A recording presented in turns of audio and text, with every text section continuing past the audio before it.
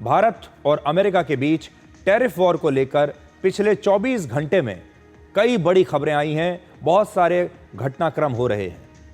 पहली बड़ी बात जो आपको नोट करनी है वो ये कि रशिया के राष्ट्रपति व्लादिमीर पुतिन जल्द ही भारत के दौरे पर आएंगे और ये दौरा अमेरिका द्वारा लगाए गए टैरिफ्स और वैश्विक कूटनीति के लिहाज से बेहद अहम माना जा रहा है। दूसरा, पाकिस्तान के आर्मी चीफ जनरल असीम मुनीर इसी महीने अमेरिका के दौरे पर जा रहे हैं दूसरी बार।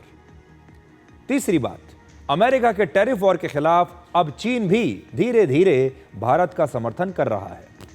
चौथी बात, प्रधानमंत्री नरेंद्र मोदी ने आज साफ शब्दों में कहा कि देश हित सर्वोपरि है और इसके लिए वो कोई भी व्यक्तिगत नुकसान उठाने के लिए भी तैयार है।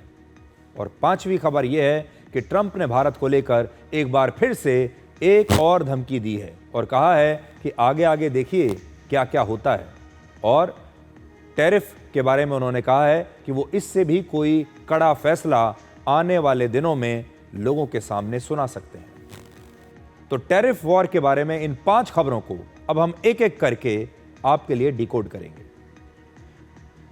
सबसे पहले अमेरिका और पाकिस्तान के दोस्ती के नए रिश्ते का विश्लेषण करते हैं। अमेरिका को अब पाकिस्तान की दोस्ती ज्यादा पसंद आ रही है।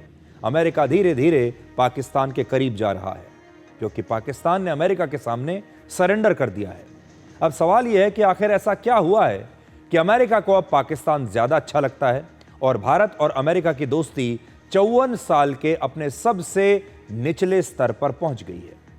अमेरिका ने पाकिस्तान के आर्मी चीफ जनरल असीम मुनीर को एक बार फिर से अपने देश बुलाया है।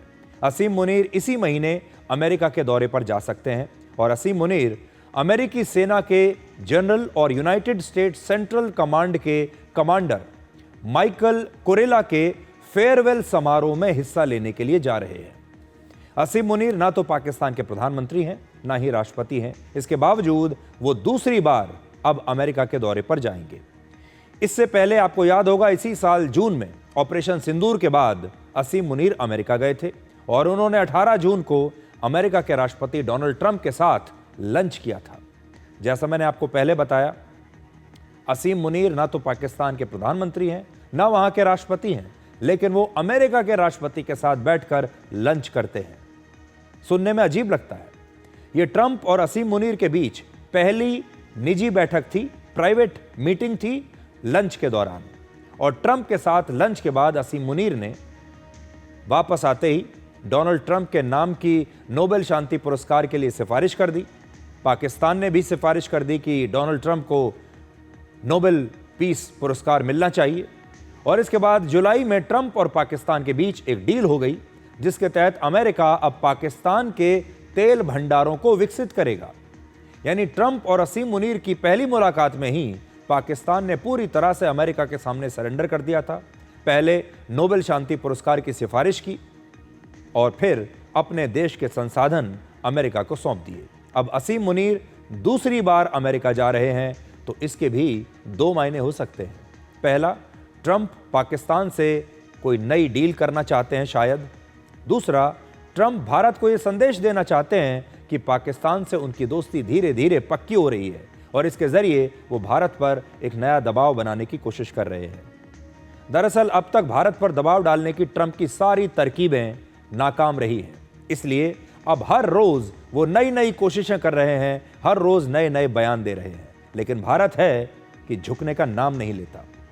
ट्रंप ना तो किसी के स्थायी दोस्त हैं और ना ही स्थायी दुश्मन। उन्हें जहां मुनाफा दिखता है वहीं वो दोस्ती करते हैं और इसलिए ट्रंप की ये दोस्ती आगे चलकर पाकिस्तान को भी भारी पड़ सकती है। और इसके 2 मुख्य कारण हैं। पहला, अमेरिका और पाकिस्तान के करीब आने से अब चीन नाराज हो जाएगा। पाकिस्तान में चीन का अब तक करीब 6 लाख करोड़ रुपए का इन्वेस्टमेंट है। पाकिस्तान सबसे ज्यादा हथियार चीन से खरीदता है। ऐसे में अगर पाकिस्तान अमेरिका के करीब जाता है तो चीन नाराज होगा और फिर चीन उसे नुकसान भी पहुंचा सकता है। आज पाकिस्तान की हालत घड़ी के उस पेंडुलम की तरह हो गई है जिसमें वो चीन और अमेरिका के बीच फंस गया है। एक तरफ चीन है और दूसरी तरफ अमेरिका है। लेकिन पाकिस्तान एक ऐसा चरित्रहीन देश है जो चीन के साथ भी दोस्ती का नाटक करेगा और अमेरिका के साथ भी दोस्ती का नाटक करेगा। दूसरी बात यह है कि अगर भारत और चीन की दोस्ती फिर से बढ़ती है तो इससे पाकिस्तान और अमेरिका दोनों को ही मुश्किल हो सकती है। और यह कोई बड़ी बात नहीं है कि इसके बाद आपको दुनिया में एक नया शक्ति संतुलन देखने को मिले।